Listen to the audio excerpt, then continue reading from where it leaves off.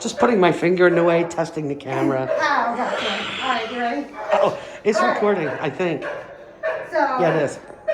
So we're going to pull Ziggy, and I'm going to just do what I normally do with him, which is we come out, I let him get to the grass quickly because he typically has to go to the bathroom. He holds it, and then from there, I just make my way to the back pens so that I can allow him some freedom back there before we are on our walk again.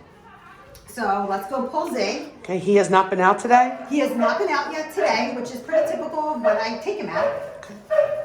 It's going to be in rare form? Yeah, probably in rare form. Great. I did make sure he had his meds. That's a very important thing. If you ever walk up and see a medication tray or like a meatball or a hot dog with meds in it sitting in his kennel, stop, because he needs to take that before we move forward. That will just amplify his behavior. All right, so let's head over to the rescue room and get Ziggy.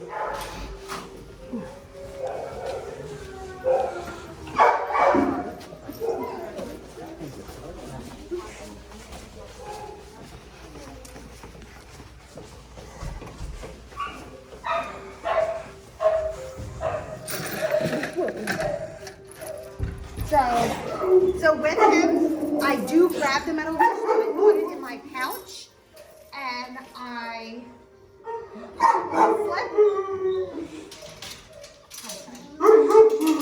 He's typically very excited to come out. I get some snacks in my hands.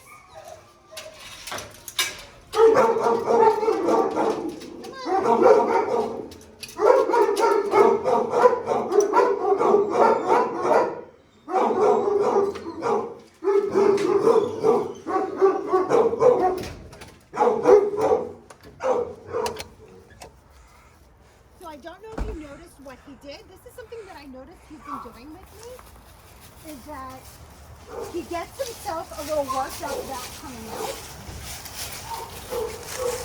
And then when I don't pull him, he grabs something to put in his mouth and comes back to me at the gate. So he's got something in his mouth, so he's not trying to bite me. And then I pull him and we come out, and he usually has to pee first. And then we move on. He does all the pulling. I use both hands. I keep my hands in my stomach so that he's not pulling me over.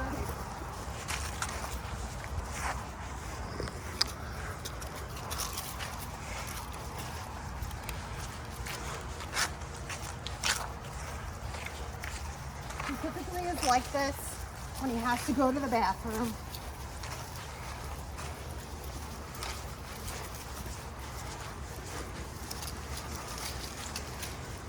It's nice that you're walking him in an area where he can start doing some sniffing. So walking him against the trees here and stuff. With him, I choose the least amount of people and dogs. If he checks in with me like he just did, I give him a treat. I have treats in my hand ready so that I can capture that. So always having snacks in your hand ready to go. I'm always ready with snacks for him because I can't ask him for a lot of things because he can't hear me. So I capture things that he does. Which is really important. So when he is not jumping and mouthing, we want to reward all of that.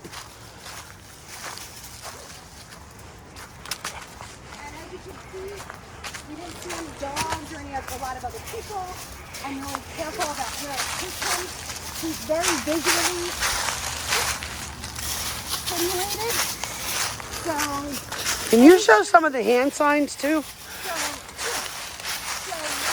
really, when he looks at me, I give him a thumbs up. I say yes because it's a habit of saying yes to Mark, so it just comes out.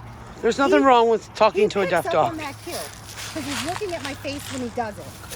So he knows that this and my mouth moving means something. It means that he did what I like, and then I immediately give him a treat.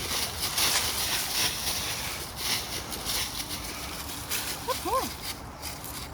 I talk to him because it's weird not to, you know, even though he can't hear me, he still can read me. He can still read everything that I'm doing with him and how I feel about the situation.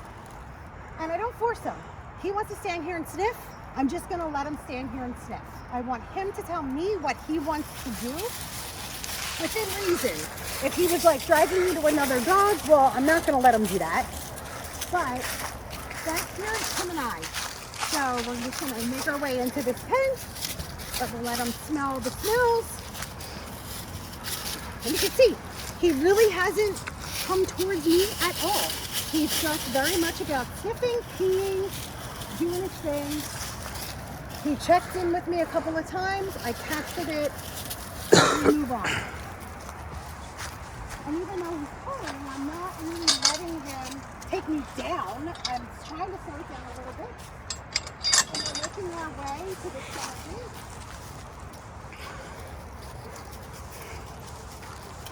Making sure my stopper's down. I'm going to let him have some off-leash time. So I drop the leash and I let him go.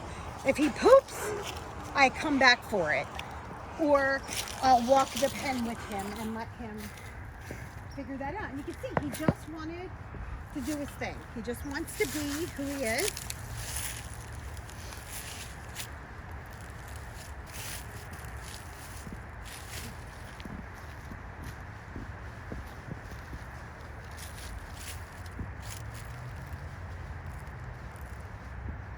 Okay, we got a mark of where he's pooping, right Yeah, next to the so tree. I have to always remember, that's the thing. Where does Ziggy poop? It's typically, he likes the corners. In general, likes the corners and the leaves. So that's, I know, like, okay, we're back there. When he's ready to interact more, we'll pick up the leash and we'll walk in there and then we can get the poop. But, Yeah, he's burying it in leaves. yeah, but, Now he's got the zoom. yep. And then he comes in. So he's not looking at me, he's sniffing the ground. So I just ignore. I'm not gonna try to force an interaction, I just let him do his thing. He will give me a very clear sign when he's ready to talk to me.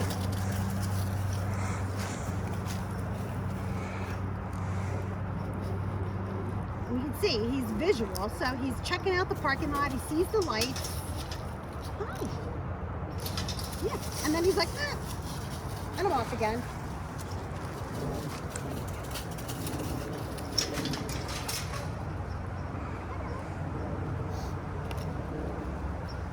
Come on. So he's really focused on my food, which sometimes is the case with him, but I want his feet on the ground.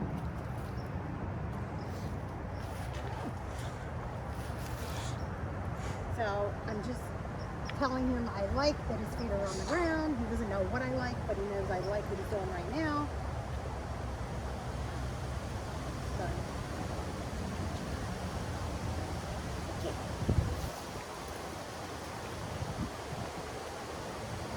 He's looking in your face.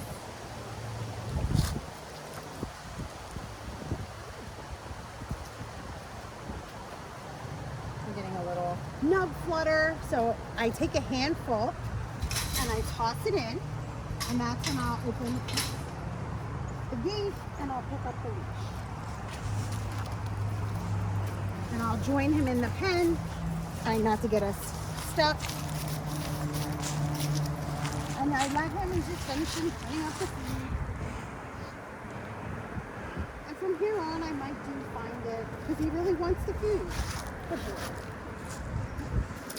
Nothing wrong with giving lots of snacks. Ziggy's one that he's kind of a picky eater in terms of his food in his kennel. So when I'm out with him, I feed him a lot. And there's nothing wrong with that because I know he doesn't always eat his food. And he's very focused on it. So sometimes when he grabs my bag, it's because he wants the food. So we'll make our way back to where the poop is.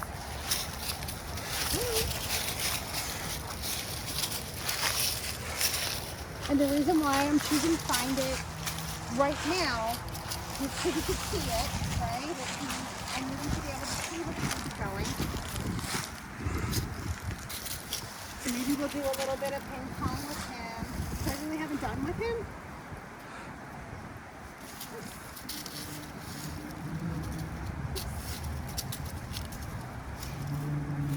Just getting him to get his nose down on the ground as much as possible, because he's a dog that, you know, spends most of his time using his eyes and not his nose, which is not good. It's not a normal dog, and it doesn't help him decompress and living in a stressful environment.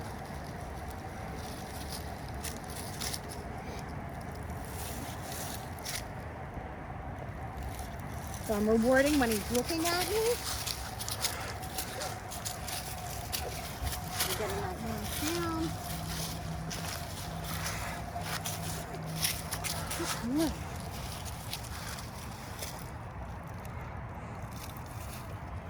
I'm not adding anything, so I'm not touching him. He's not a dog that likes a lot of that physical touch unless he asks for it. So with him, it's really big that you just don't force anything. You just let him do what he wants. Like I said, with him, he doesn't really ask for anything that's not realistic. Right, bud? Like, he's pretty independent. Good.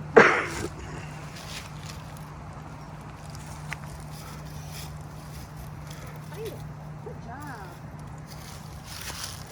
Somebody had a play day out here with a toy. There's like stuffing everywhere. Oh yeah. You see that? Hopefully it's stuffing.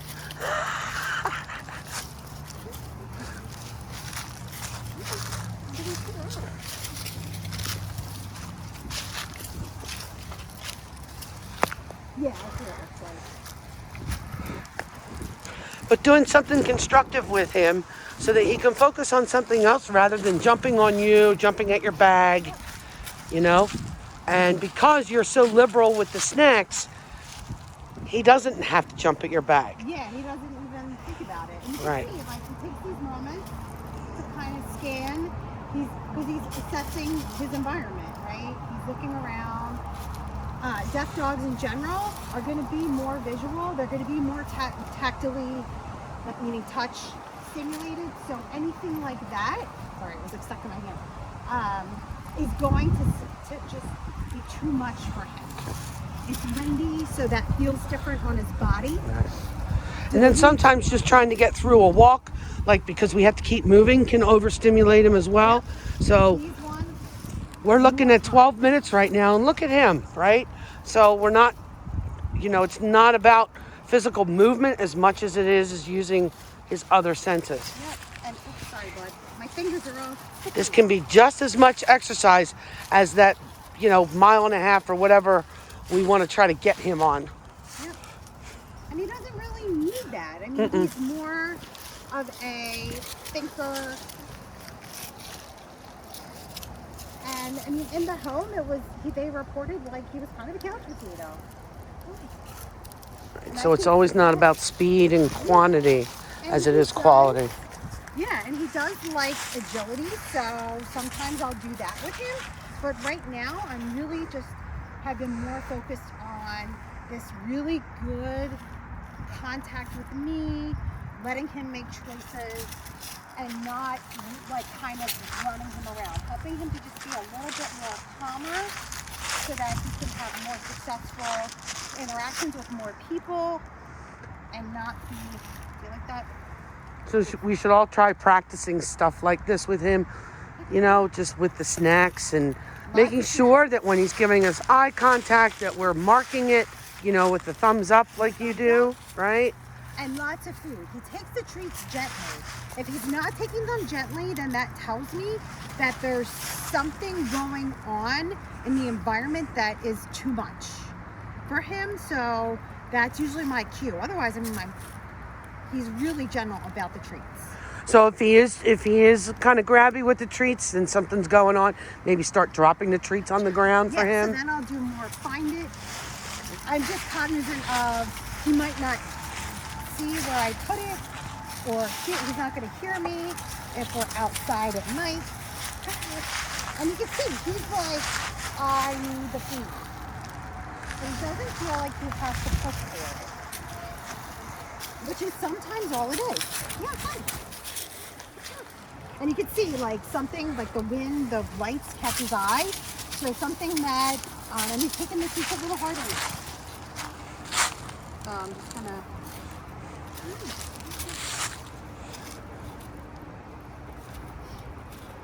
Here. Do you want to show how bringing him back in now? Yeah. Right. So then I just do the same thing. I just kind of make my way. I'm rewarding him for any time he interacts with me in a good way. Sorry, bud, my bed stinks. My fingers are slobbery. And he's pretty patient. Like I'm fumbling around here and he's not getting pushy with me. He's practiced this stuff with you for a while, so Yeah. this is where he can be with anybody if we're just giving him enough patience, right? And practicing with him.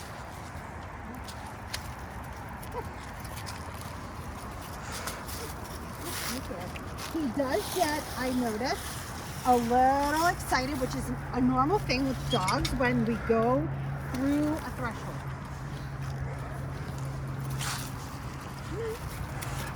And sometimes it's I'm going back, so I'm going to take a minute to load up my hand a little bit.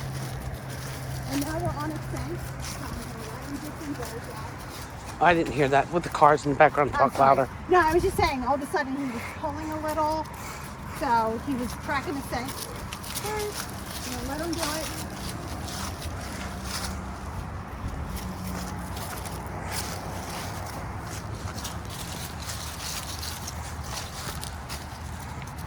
And when he starts to pull like this, I just try to slow myself down a little, so I'm not like yanking back or anything, but I'm just like this.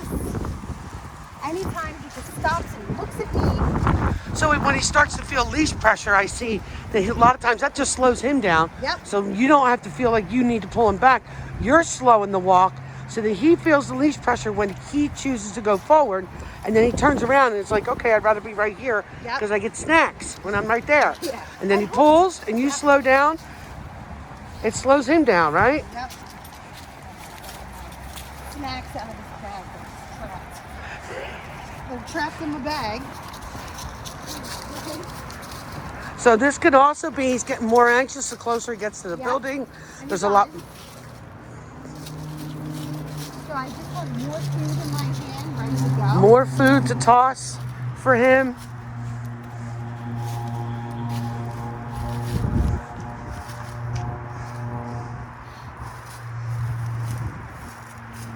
Good. The fact that he's sniffing, that's great. Yeah. Slowing himself down.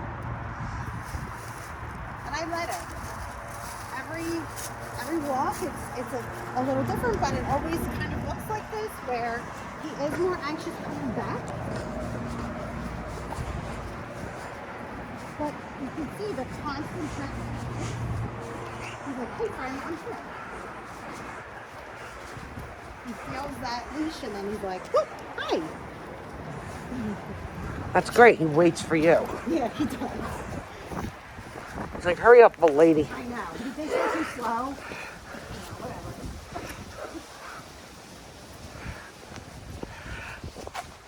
Dogs don't get a lot of choices here. So if we can help them make really good choices, we will see a difference in them. We encourage by using snacks. We reward by using snacks. We slow them down by using snacks. Snack count. Snack count. Never can have enough snacks. And I really do try to limit his access to seeing dogs because it's overstimulating for him and he's in a room with a lot of them. So, I just am really conscious of that. If there's a lot of people out with dogs, I'm not going to walk him on this side yard. I'm going to try to take him back there so I can control the environment a little bit more because in that pen, no one else is going to enter that pen when I'm in there with him. And we do get a little excited because Pringle does that. He starts to pull away a little and we're all right. We're looking Coming inside. in. I let Kelsey know I'm coming in, so she wasn't in the doorway. Good boy. I toss his snacks on the ground and I take the leash off.